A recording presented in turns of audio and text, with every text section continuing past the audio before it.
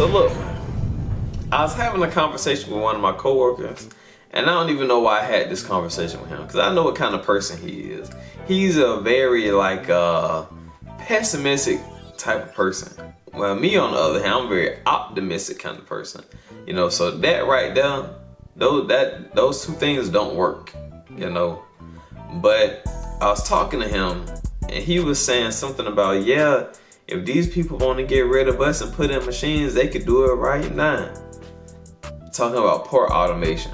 And I'm like, they could, but they can't at the same time, because, you know, there's a few things that goes into automating a port that I'm not sure our port can handle. And at the same time, I believe there's something in our code of conduct, laws or whatever, bylaws, that prevents, that, you know, fights against port automation at the same time, because then they wouldn't have a use for us. But in this video, I'll tell you guys some pros and cons about port automation. So let's get right into it. One of the pros, which I guess this is a good thing, was control over port emissions with a port automation. It's one of the pros. But you know, when I'm working out there and they got not really the cranes, I forget what the cranes run on. I think they might, I don't know. But you got like the stack and the yard dogs, and you got so many of them running. You got 2 stacks in each container gang, along with 6 to 7 yard dogs. You know, that there are a lot of smog and black smoke going into the air, and that's just one gang. So, you know, imagine like a 3 or 4 gang container boat going, you know, that's a lot of nastiness put into the air. So for that, I can understand. I give them that. Apparently, a port automation is supposed to save time and resources, which time, yeah, I can understand that, because, you know, you got some days where a gang might go short, so they might be, and on top of that, human error and stuff like that is cut out, because, you know, everything's done by a machine, and so machines are a lot less finicky. It was with like human error and stuff like that. So I could understand that. And resources, they paying us a lot of money per hour, so it would save them resources, and you wouldn't have to use like gas and stuff like that, and diesel or whatever, fuel, to run certain equipment out there. So, you know, there's that too. Also, there are certain long-term benefits, where it's like with the ports that are automated, they don't really need humans checking on them all the time. They pretty much are self-sufficient in a way, and they don't have to be monitored frequently, and there's less human error. But I'm done talking about the pros of port automation. I'm gonna talk about the cons of port automation. Number 1, it takes a lot of money to automate a port. Not saying that the port that I work at does not have the money to automate a port. I'm just saying it's a high capital investment to automate a port. You get what I'm saying?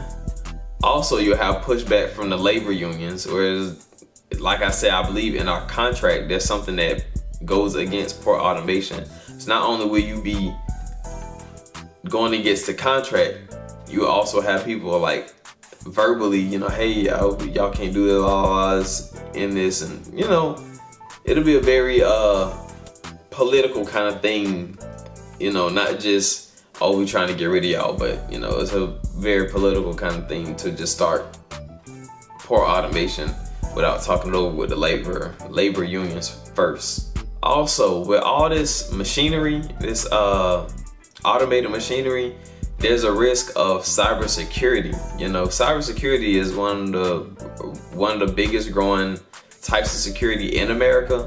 So when you got, and people are getting hacked on like everything, apps, over Wi-Fi and things like that. They're giving you malware, spyware, and things like that.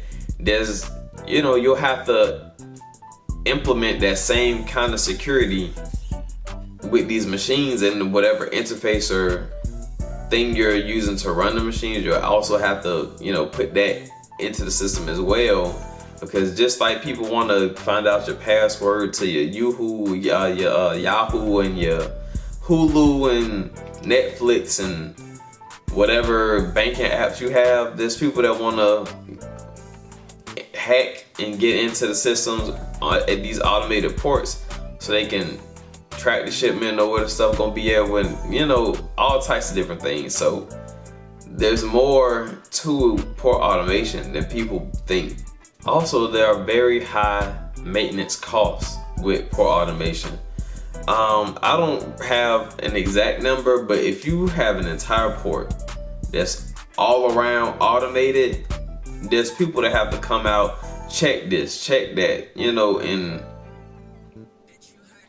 take care of these machines so that, you know, everything can be free flowing. On top of the high maintenance cost, on top of the cybersecurity, there's other maintenance. Like, you have to make sure this machine is flowing properly, and I don't see it happening at my port because, you know, there's still a lot of things they're working on to improve the port overall.